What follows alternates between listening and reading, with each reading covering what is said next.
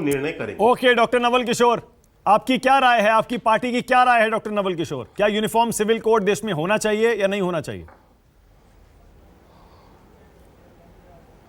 देखिए, भारतीय जनता पार्टी पिछले 9 साल में यह जो कही वो तो कोई काम कर नहीं पाई। आप कह रहे हैं ना कि मेरा कोर इशू है, तो ये 2 करोड़ नौकरी प्रतिवर्ष देने का वो कौन सा इशू था? 15 लाख सबके अकाउंट में डालने का कौन सा इशू था? जब आप नोटबंदी लाए तो बोले कि टेररिज्म खत्म हो जाएगा, सारा काला धन वापस आ गया क्या वो? 370 के बाद आपने कहा कि पूरा देश के लोग जाकर जम्मू कश्मीर में जमीन खरीद लेंगे, क्या हो पाया क्या वो? देखिए, भारतीय जनता पार्टी वो पार्टी है जो संसद में 71% बिल बिना डिबेट के पास करती है और नया संसद भवन बनाकर खुद उसका उद्घाटन करके कहते हैं कि हम पूरे विश्व का सबसे बड़ा लोकतंत्र है। इतने ढकोसलापन, इतने दोहरापन इस दल में है कि इसको मालूम ही नहीं है कि 7 दशक से ऊपर हो गया, ये संविधान संगत जितने भी कानून हैं उसके आधार पे हिंदू, मुस्लिम, सिख, ईसाई तमाम तरह के लोग यहाँ पर रह रहे हैं। ये तो ये भी बोलते हैं कि आरक्षण नहीं होना चाहिए, जातिगत गैर बराबरी को ये दूर नहीं होना चाहिए। ये तो ये भी कहते हैं कि संविधान ही नहीं मानते थे। इनके पीछे जो संगठन है वो तो संविधान भी नहीं मानती थी। इनके पीछे जो लोग हैं वो तो मंत्री तक लोग बोलते हैं कि देश के गद्दारों को गोली मारो, इस तरह की भाषा बोलने वाले लोग हैं और कहते हैं कि समान संहिता आ जाएगा तो पूरा देश का विकास हो जाएगा। जब आपने कहा कि सबका साथ सबका विकास, आप क्या उस वो कोर इशू था क्या कि नहीं? आप तो लोकतंत्र के सबसे बड़े मंदिर में, लोकसभा में एक उपाध्यक्ष तक नहीं बनने दिए। आप क्या बात करते हैं कि सबका साथ सबका विकास हो सकता है? और ये जो लोगों को भरमाने का, भुतलाने का और इधर उधर घुमाने का काम जो आप करते आ रहे हैं, पूरे जनता को ये पता चल गया है कि रोजगार पर आपके पास कुछ नहीं है। आप बेरोजगारी चरम सीमा पर पहुंचा दिए हैं। अर्थव्यवस्था देश में सबसे ज्यादा खराब स्थिति पे आ गई है और धार्मिक तनाव, सामाजिक तनाव, जातीय, ये तमाम तरह के हिंदू मुस्लिम के काम नवल किशोर, इसका मतलब आप यूसीसी का विरोध करते हैं। आपकी कोर इशू है। आपकी बातों से मतलब मैं ये निकाल रहा हूं कि आरजेडी यूनिफॉर्म सिविल कोड के खिलाफ है। जब विधि आयोग ने विधिवत कह दिया कि फिलहाल इसकी जरूरत नहीं है, तो भारतीय जनता पार्टी यह बताए कि यह जरूरी कैसे है?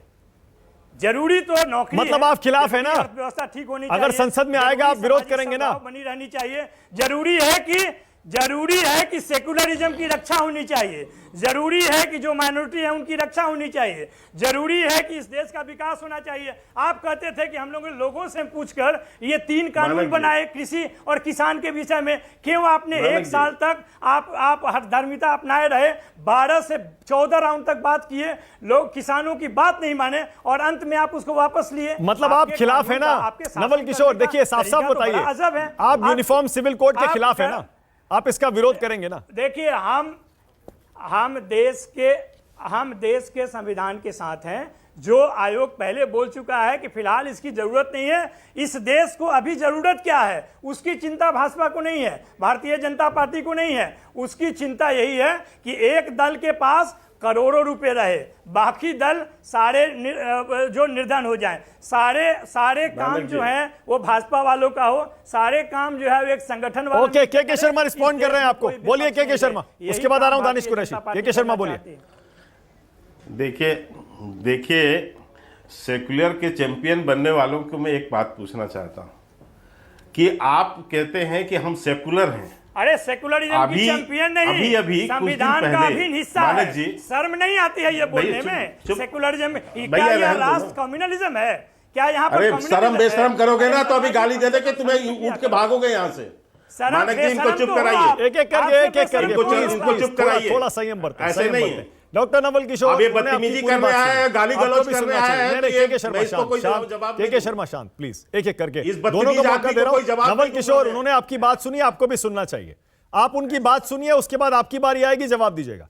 के शर्मा बोलिए, आपकी बारी। तो अलग कीजिए जी। देखिए, मैं इसलिए कहा कि ये कैसे सेकुलर है, इसका एक उदाहरण देता हूं।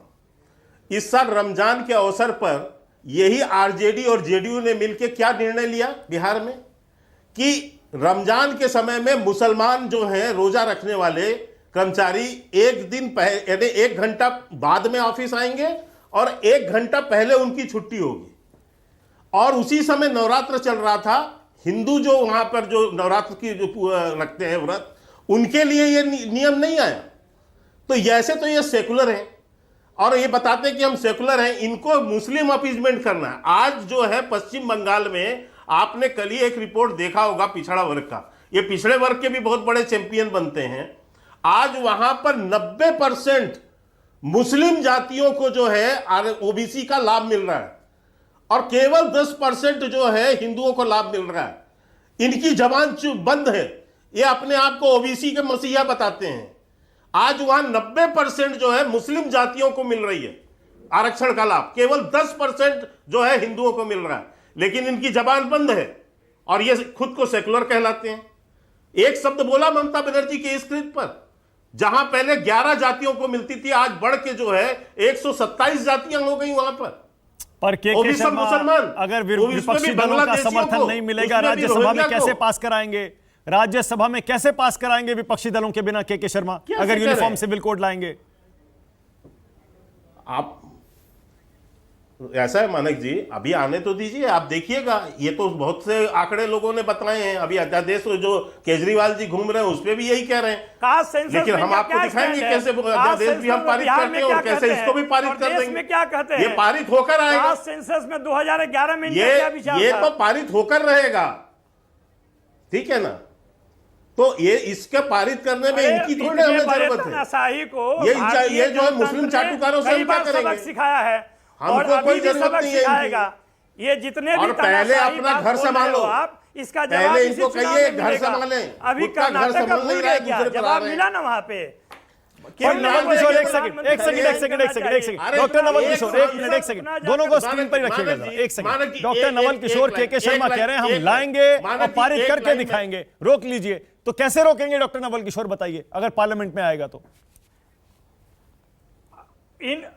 इनको रोक कर दिखाया। 3 कृषि कानून कैसे वापस किया इन्होंने, बताएं कैसे वापस किया इन्होंने? बिहार में जातीय जनगणना में साथ क्यों दिया? जब भारतीय जनता पार्टी देश में कहती है कि जातीय जनगणना नहीं होनी चाहिए, बिहार में तो कैसे बोला कि वहां पे होना चाहिए? ये दोहरापन और दोहरा चरित्र कहां से आता है? किस पाठशाला से सीख कर आते हो?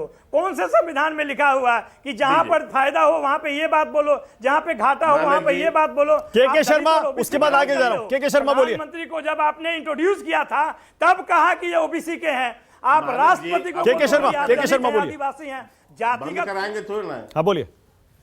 नहीं, इनका रोकना पड़ेगा आपको, ऐसे कैसे बोलोगे? देखिए मानक जी, इनके यहां चिल्लाने से कुछ नहीं होता है। ये वही जो है आरजेडी पार्टी है जिसका एक सांसद नहीं है लोकसभा में। पूरी बिहार की जनता ने एक सांसद चुन के नहीं भेजा, ये क्या रोकेंगे हमको लोकसभा में? एक सांसद नहीं है इनका, वहां प्रतिनिधि तक नहीं है। बिहार की जनता ने इनकी जो है वहां कब्र खोद दी, राजनीतिक कब्र खोद दी है। ये एक सांसद नहीं जिता पाए हैं अपना, और यहां पर बैठ के टीवी में चिल्ला रहे रोक देंगे रोक देंगे।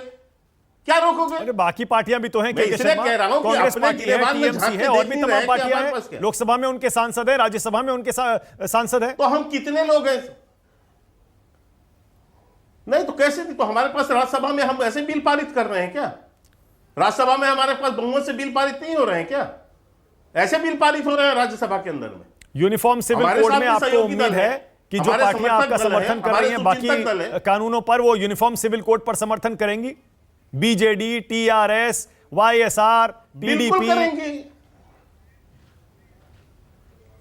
समय आने दीजिए, सब आपको पता चल जाएगा मानक जी की सब क्या होता है वहां पर। आखिर तो संसद है ना, वो संसद से ही bill pass. Okay, Pankaj Sharma एक कमेंट, उसके बाद दानिश कुरैशी। पंकज जी, पार्लियामेंट में आपके हिसाब से कांग्रेस पार्टी क्या करेगी अगर ये मुद्दा पार्लियामेंट में गया और वहां कानून पास कराने के लिए बीजेपी अड़ गई, तो क्या होगा पंकज जी?